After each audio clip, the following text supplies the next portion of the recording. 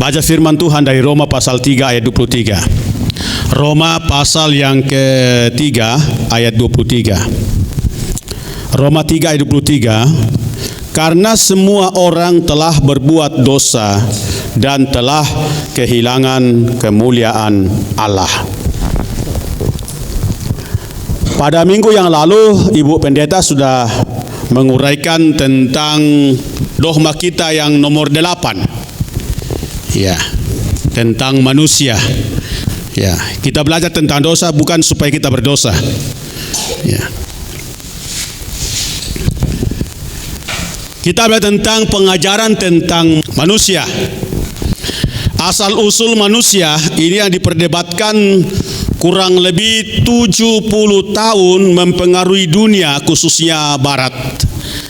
Sejak evolusi Darwin, sekolah-sekolah di Amerika tidak lagi mengajarkan Alkitab, tapi lebih diajarkan tentang evolusi Darwin, bahwa manusia itu dari monyet atau dari kera. Ya. Yang pertama, manusia itu hasil ciptaan Allah, bukan hasil evolusi. Ya. Jadi yang di bawah itu tidak benar bahwa kita dari monyet, walaupun mirip-mirip. Ya, memang kita mirip-mirip, tapi kita bukan monyet. Seandainya kita dari monyet, tentu sudah tidak ada lagi monyet. Tapi ternyata masih banyak monyet. Ya, jadi kita bukan dari monyet, tapi kita memang hasil ciptaan Tuhan. Manusia pertama adalah Adam dan Hawa. Ya, Adam. Ya, dari kata Adama, tanah. Ya. Yang dibentuk dari debu tanah dan diberi nafas hidup oleh Allah. Jadi kita dari debu tanah, kita hidup di atas tanah, kita jalan di atas tanah dan akan kembali jadi tanah. Itulah keadaan kita. Manusia diciptakan oleh Allah Tritunggal dalam Kejadian pasal 1 ayat 26. Kenapa digunakan kata kita? Kenapa bukan marilah aku? Ya, maka digunakan kata kita. Itu artinya menunjuk kepada Allah Tritunggal. Di situ ada Allah berfirman, dan dalam pasal 1 ayat 1 dan 2, roh Allah melayang-layang. Dan berfirman itu adalah firman. Jadi Allah tidak bisa dipisahkan dengan firman-Nya atau Yesus.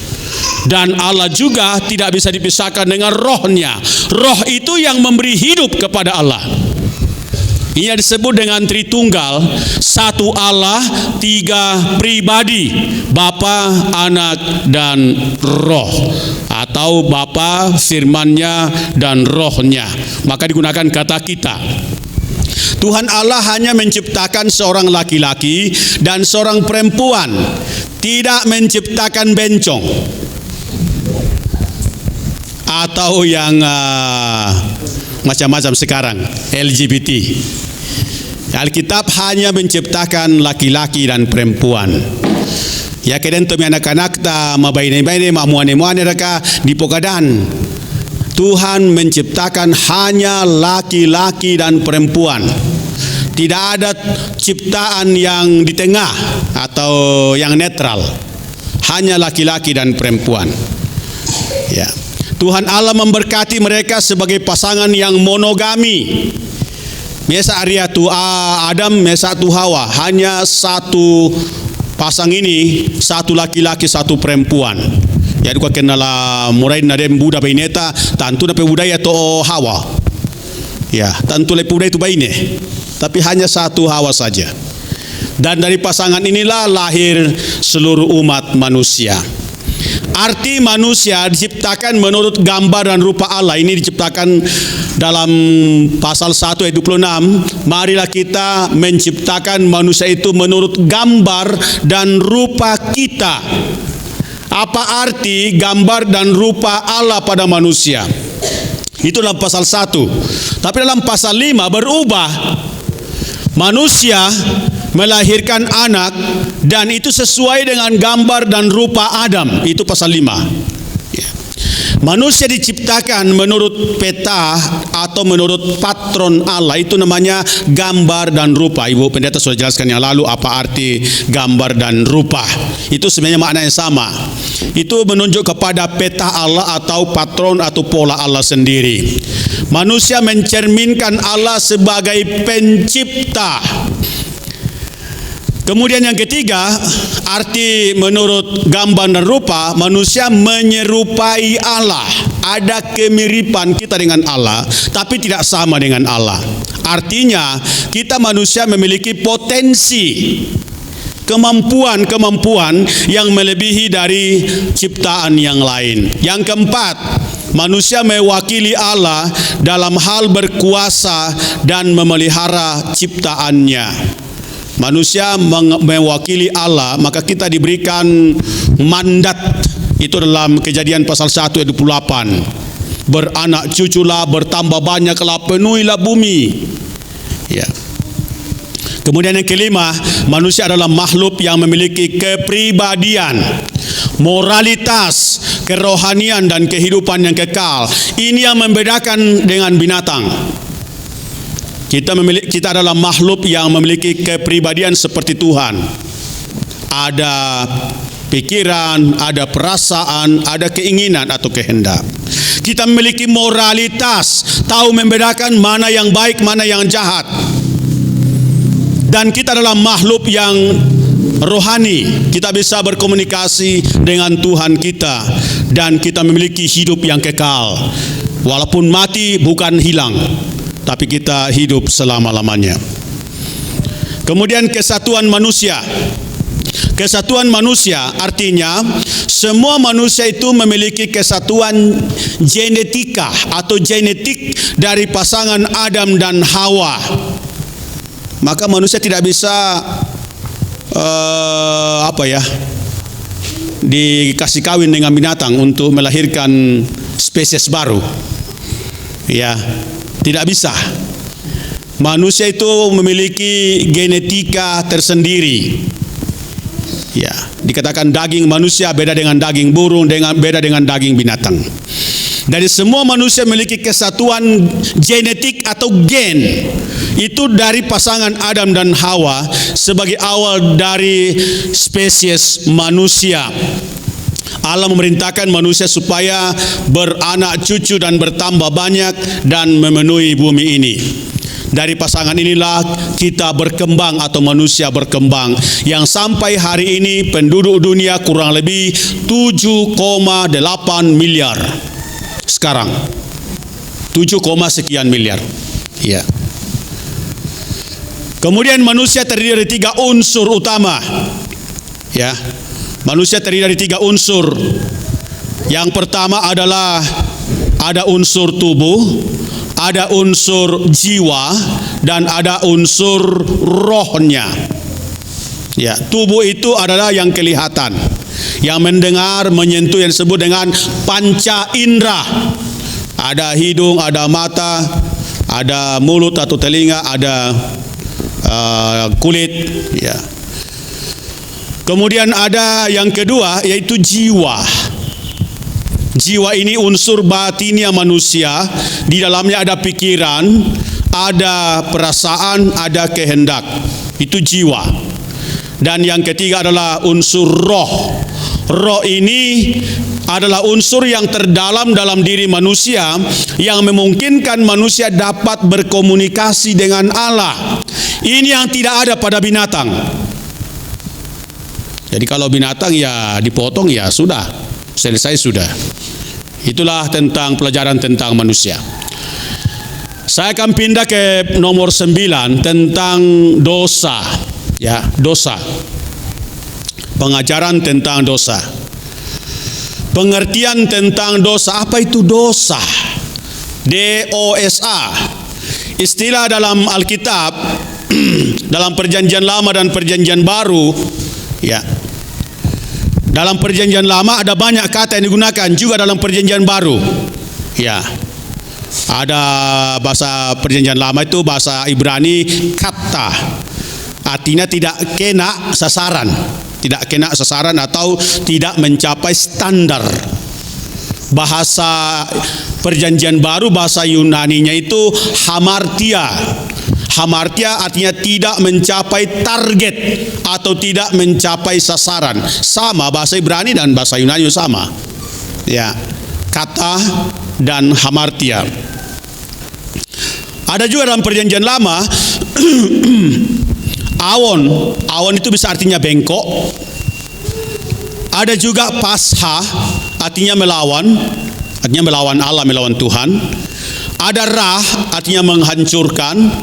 Ada namanya sakak, artinya penyimpangan. Ya, dan masih banyak lagi. Dalam bahasa Yunani, dalam Perjanjian Baru, ada banyak juga digunakan kata itu. Ada parabasis, ini pelanggaran atau penyimpangan. Ada adikia, tingkah laku yang tidak benar atau buruk.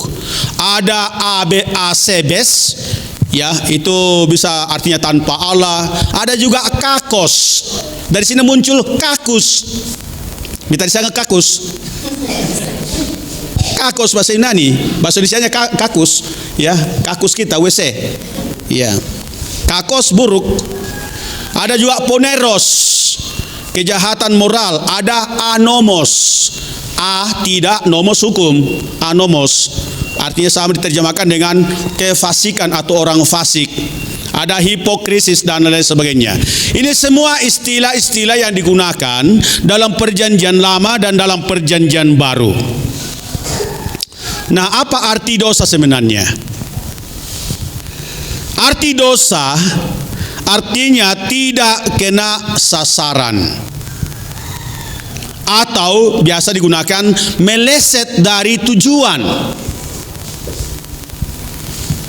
Dalam arti melanggar batas, tidak taat, tidak patuh atau melawan dan memberontak. Jadi kalau kita tidak sampai kepada tujuan Allah, itu dosa. Atau melewati, itu juga dosa. Atau kita menyimpang, itu juga dosa.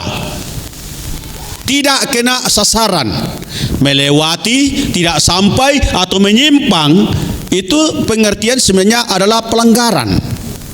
Dosa adalah pemberontakan secara aktif terhadap Allah, dan ini yang dilakukan oleh Adam di Taman Eden. Secara aktif dan sengaja Adam melawan ketetapan Tuhan. Tuhan katakan jangan makan buah pohon ini, nanti kamu mati. Tapi ketika ular datang menggoda, mereka lebih patuh taat kepada ular daripada perintah Tuhan. Dosa selalu kontradiksi atau berlawanan dengan kekudusan Allah, sehingga tidak dapat dipandang sepele. Dosa selalu bertentangan dengan kekudusan Allah. Allah itu kudus. Karena itu semua yang bertentangan dengan kekudusan dengan Allah itu adalah dosa. Nah, dari manakah dosa sebenarnya? Dari mana asal usul dosa? Dosa berasal dari hati Lucifer. Lucifer itu bahasa Latin. Di Alkitab, kalau kita buka dalam Yesaya, di Yesaya pasal 14 ayat yang ke-12 sampai ayatnya yang ke-14, di situ digunakan, tapi bukan kata Lucifer. Ya.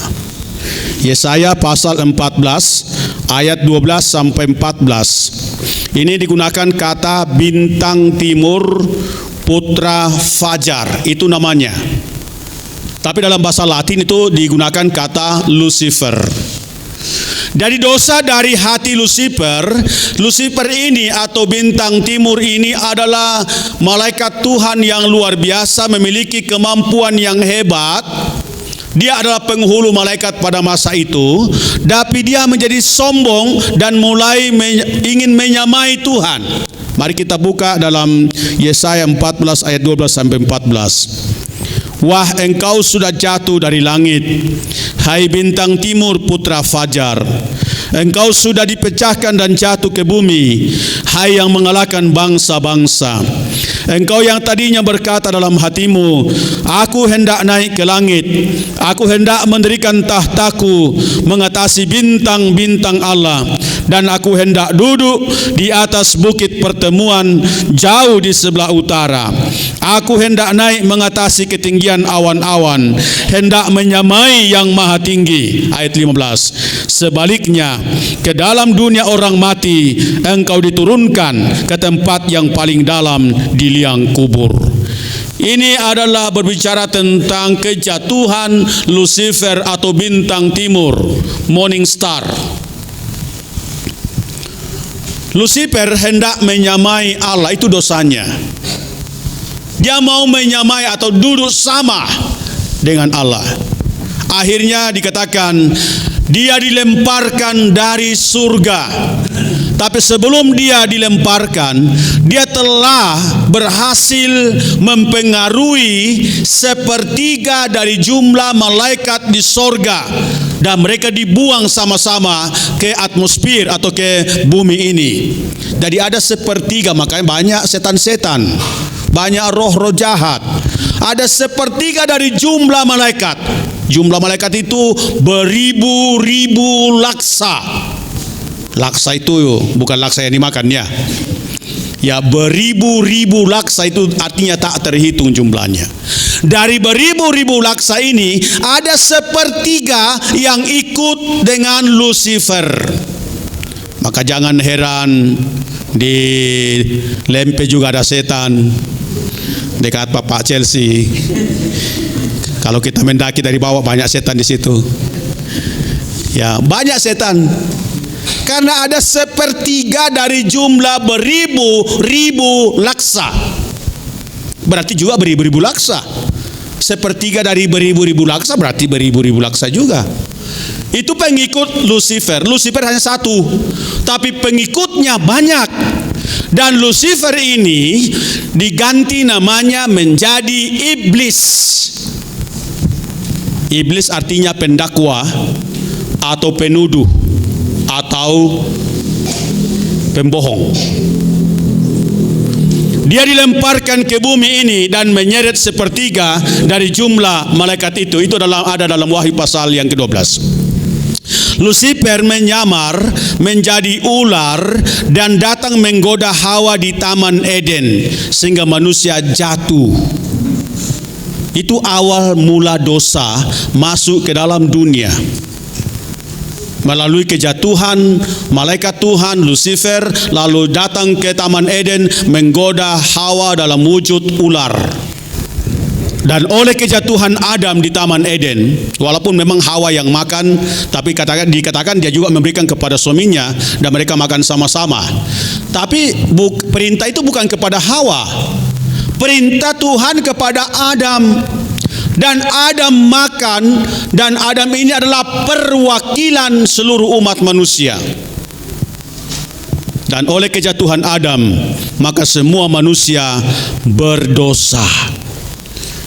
Semua manusia yang lahir dari keturunan Adam kecuali Yesus yang tidak berdosa. Mengapa Yesus tidak berdosa walaupun lahir dari keturunan Adam? Karena Roh Kudus menguduskan Maria. Roh Kudus akan ada di atasmu, sebab itu anak yang engkau lahirkan disebut kudus, anak Allah. Nah, kita tidak dilahirkan oleh Roh Kudus, maka kita tidak kudus. Beda dengan Yesus.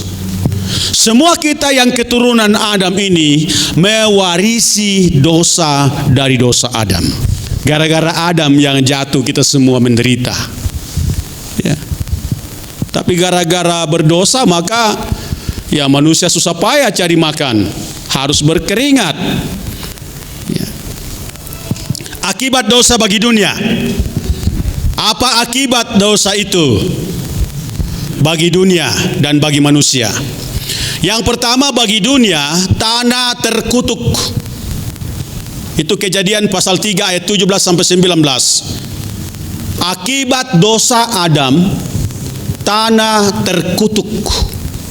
Dengan susah payah, dengan berpeluh engkau mencari rejeki sampai engkau kembali jadi debu.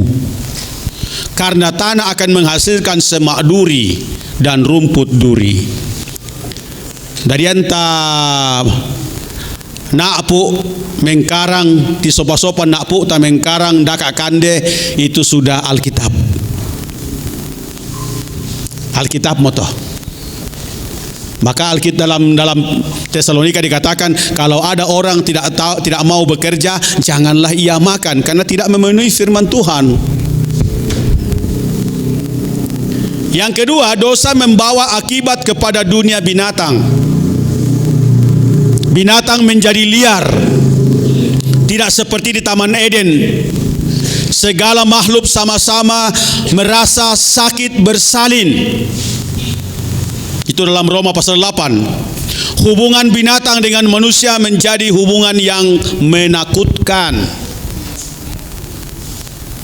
Dan ini nanti akan dipulihkan dalam kerjaan 1000 tahun yang kita sudah pelajari 2 minggu yang lalu dalam kitab Yesaya pasal 2 dan pasal 11, di mana binatang-binatang liar, binatang buas akan jinak dan makan sama dengan sapi, lembu dan anak kecil. Ular pun tidak akan berbisa lagi. Yang kedua, akibat dosa bagi manusia. Apa akibat dosa bagi manusia? Yaitu hubungan menjadi rusak.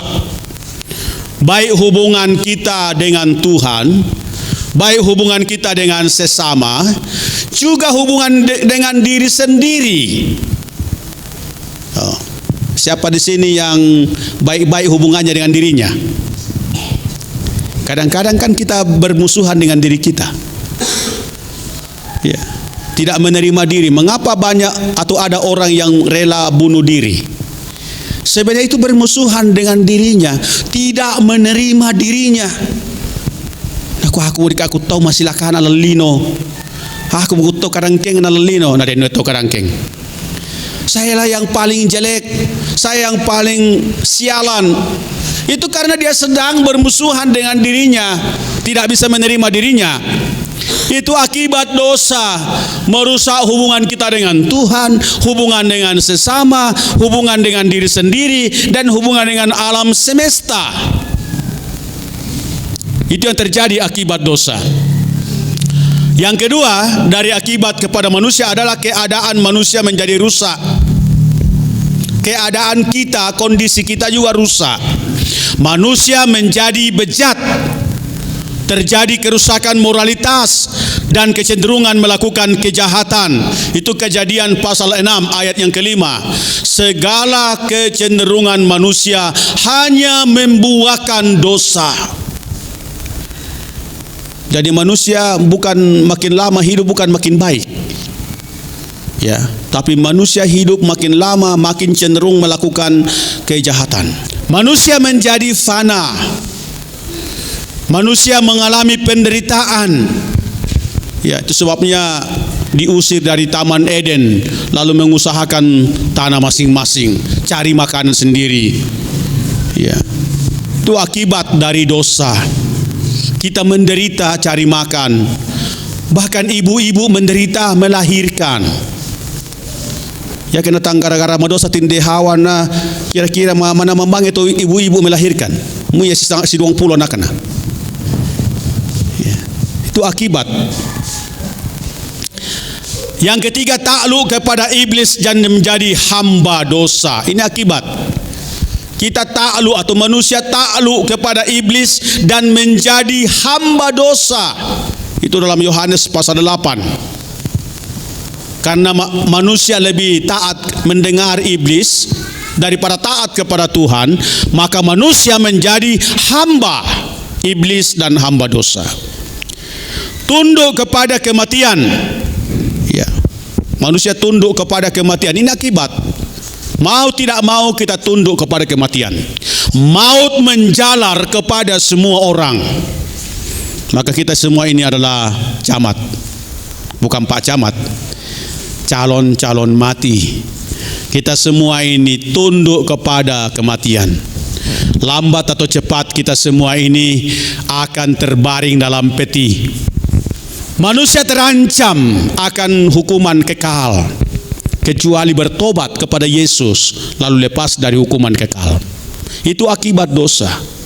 Akibat dosa manusia diancam untuk hukuman kekal, maka upah dosa adalah maut. Dalam Roma pasal 6 ayat yang ke-23. Tapi kasih karunia Allah ialah hidup yang kekal. Hanya oleh kasih karunia Allah kita dilepaskan dari hukuman kekal. Kita pindah ke poin yang terakhir, adalah hukuman atas dosa manusia. Apa akibat atau hukuman atas dosa yang dilakukan oleh nenek moyang kita? Yang pertama ialah hukumannya adalah kematian badani atau kematian jasmani. Sebagai akibat dari dosa Adam, maka kita mewarisi kematian secara jasmani, kematian secara badani. Kematian badani ini adalah perpisahan tubuh kita dan jiwa kita atau roh kita. Itu dijelaskan dalam beberapa bagian Alkitab.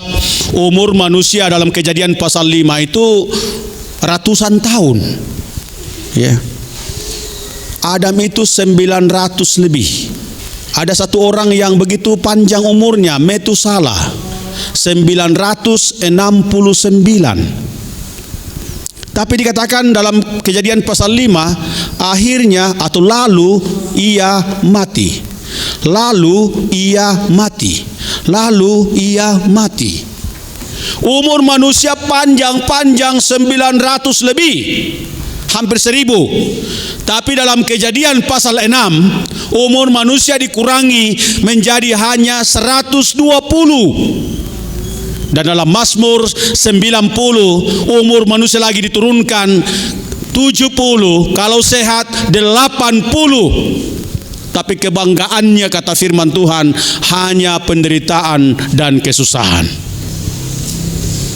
Bagi orang yang percaya, kematian badani tidak lagi merupakan hukuman karena Kristus sudah mengalahkan kematian sebagai hukuman atas dosa kita. Tapi kita tetap mewarisi kematian jasmani. Dan walaupun kita sudah percaya, tetap mati. Dan itu sejarah. Yang kedua, akibat atau hukuman atas dosa manusia ialah kematian rohani, yaitu putusnya hubungan dengan Allah. Manusia pergi membelakangi Allah. Itu sebabnya dalam Kejadian pasal 3, setelah Adam jatuh dalam dosa, Tuhan Allah datang di taman itu dan mencari, "Hai Adam, di manakah engkau?" Lalu Adam pergi bersembunyi di antara pepohonan dalam taman itu. Kematian rohani adalah terpisahnya manusia dari persekutuan dengan Allah. Hukuman yang dinyatakan di Taman Eden telah menimpa umat manusia, terutama kematian rohani. Manusia sudah takut berhadapan dengan Allah. Manusia sudah takut untuk mencari Allah. Manusia jauh dan pergi jauh membelakangi Allah karena kita putus hubungan dengan Allah. Itu kematian secara rohani. Dan oleh kematian rohani, manusia tidak lagi menikmati kehadiran dan kebaikan Allah, dan juga tidak lagi mengenal dan merindukan Allah. Maka orang yang tidak mengenal Allah tidak ada kerinduan untuk mencari Allah, tapi semakin jauh dari Allah, semakin jauh dari Allah. Karena itu akibat dosa. Hubungan kita dengan Tuhan putus, maka kita ada ketakutan. Maka kita pergi jauh meninggalkan Allah. Karena itu manusia perlu dibangkitkan dari kematian secara rohani melalui pekerjaan Roh Kudus. Roh Kuduslah yang mengubah kita. Roh Kuduslah yang menghidupkan kita. Lalu kita bisa datang mencari Tuhan. Itu semata-mata pekerjaan Roh Kudus. Dan yang ketiga, terakhir, hukuman atas dosa manusia adalah kematian kekal atau penderitaan selama-lamanya di dalam neraka atau api dan belerang. Kematian kekal adalah puncak dan kegenapan dari kematian rohani, lautan api dan belerang yang kita pelajari 3 minggu yang lalu. Ya, iblis nabi palsu, antikristus, dan orang-orang yang tidak percaya, semua akan dibuang ke dalam lautan api dan belerang atau neraka. Itu yang disebut dengan kematian kekal, keterpisahan dari Allah selama-lamanya. Kematian kekal adalah sebuah kehancuran, penderitaan, penyiksaan selama-lamanya. Karena itu Yohanes 1 ayat 9, jika kita mengaku dosa kita, maka Ia adalah setia dan adil, sehingga Ia akan mengampuni segala dosa kita dan menyucikan kita dari segala kejahatan kita. Walaupun kita adalah keturunan orang berdosa, dari Adam turun kepada nenek moyang kita, secara genetik kita mewarisi dari nenek moyang kita. Tapi jika kita mengaku dosa kita, maka Allah setia dan adil, sehingga Ia akan mengampuni segala dosa kita dan menyucikan kita dari segala kejahatan kita. Matius 11 ayat 28, Tuhan Yesus berkata, marilah kepadaku, hai kamu semua yang letih lesu dan berbeban berat, aku memberikan kelegaan kepadamu. Hanya Yesus yang dapat memberikan kita kelepasan. Hanya dengan percaya Yesus kita mendapatkan kelepasan dari dosa, dari hukuman kekal. Kematian jasmani tetap akan terjadi, tapi hukuman kekal akan berubah menjadi kehidupan kekal kalau kita percaya kepada Tuhan Yesus. Mari kita berdoa. Terima kasih untuk bagian firman-Mu yang kami pelajari hari ini. Kami mohon tuntunan Roh Kudus menolong kami untuk memahaminya dan mengimaninya dan menjauhkan diri dari apa yang salah dan datang kepada Tuhan, menerima Tuhan, percaya kepada Tuhan, dan hidup memperkenankan Tuhan. Kami bersyukur dalam nama Tuhan Yesus Tuhan kami yang hidup. Amin.